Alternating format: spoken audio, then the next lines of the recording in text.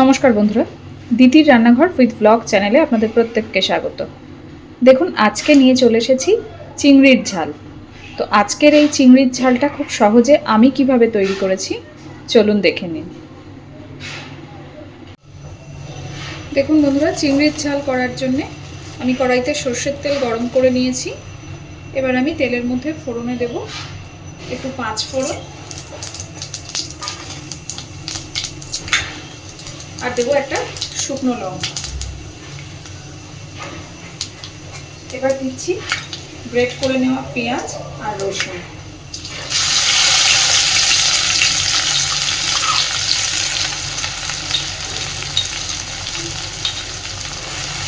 পেঁয়াজ রসুনটাকে একটু হালকা নাড়াচাড়া করে নেব।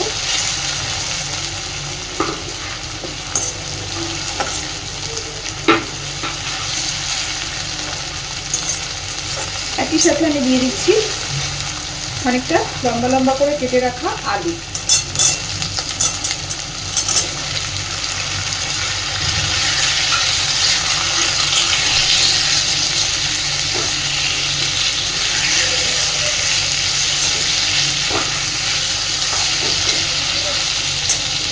দিয়ে দেবো পরিমাণ মতন লবণ।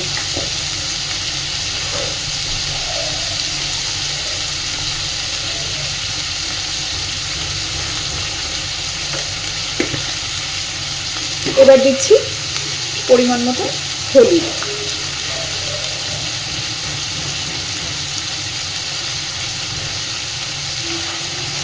আপনারা চাইলে আলুটা নাও দিতে পারেন, বা আলুর সাথে একটু ছোট ছোট করে বেগুনও কেটে দিতে পারেন। দুটোতেই কিন্তু স্বাদ খুব ভালো আসে।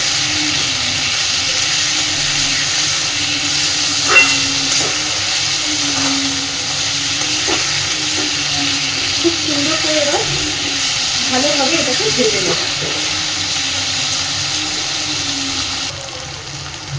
দেখুন, আলুটা কিন্তু আমাদের বেশ ভাজা ভাজা হয়ে এসেছে। গ্রেট করা পেঁয়াজ রসুনটাও বেশ সুন্দর ভাজা হয়ে এসেছে। এই পর্যায়ে আমি চিংড়ি মাছটা দিয়ে দিচ্ছি।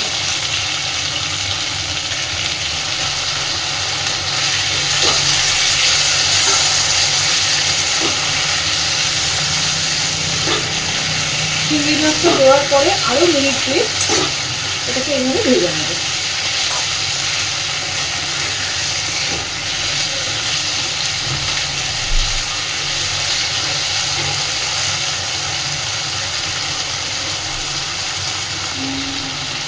আলু চিংড়ি মাছ সবই বেশ সুন্দর ভাজা হয়ে এসেছে।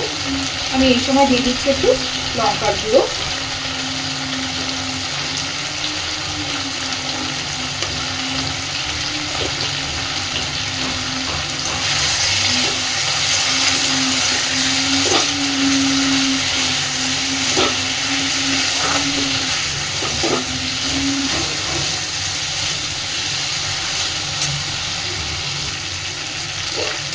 এবার দিচ্ছি দুটো কাঁচা লঙ্কাকে মাঝখান থেকে ভাগ করে এর মধ্যে দিয়ে দেব।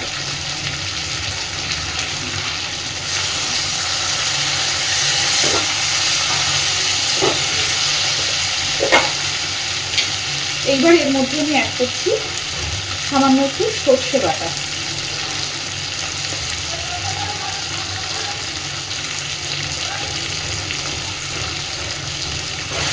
আপনারা চাইলে এখানে সর্ষে বাটাটা নাও দিতে পারেন, কিন্তু সর্ষে বাটাটা দিলে কিন্তু এই রান্নাটার স্বাদটা সম্পূর্ণ পাল্টে যায়।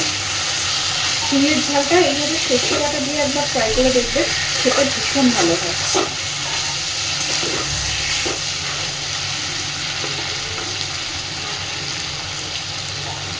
অল্প একটু জল দিচ্ছি।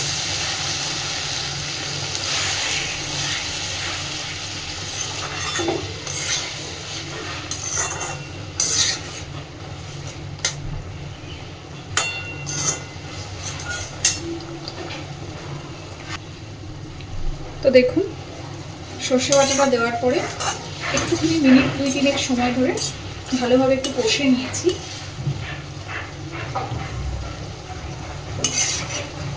এইবার আলুটাকেও সুন্দরভাবে সিদ্ধ হতে হবে, তো ওই জন্য আমি অল্প পরিমাণে একটু জল দিয়ে দিচ্ছি।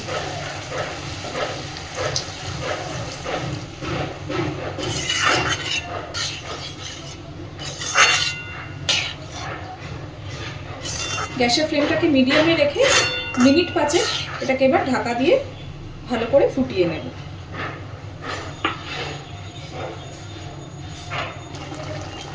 দেখুন বন্ধুরা, আমার কিন্তু আলুগুলো খুব সুন্দরভাবে সিদ্ধ হয়ে গেছে। চিংড়ি মাছ তো সিদ্ধ হতে সময় নেয় না, তো এইটুকু গ্রেভি আমি রাখবো তরকারিটাতে। এবার আমি গ্যাসের ফ্লেমটাকে অফ করে দিচ্ছি। আমি আবারও বলছি, আপনারা যদি চান তো আলু নাই দিতে পারেন, বা চাইলে আলুর পরিবর্তে বেগুনও ব্যবহার করতে পারেন, কিন্তু এইভাবে একবার চিংড়ির ঝাল অবশ্যই বাড়িতে গরম ভাতের সাথে ট্রাই করে দেখবেন, খেতে অসাধারণ লাগে। তো চলুন, আজকের এই রান্নাটা কেমন লাগলো আমাকে অবশ্যই জানাবেন, আর প্লিজ আমার চ্যানেলটাকে লাইক, শেয়ার এবং সাবস্ক্রাইব করে আমার পাশে থাকবেন। ধন্যবাদ।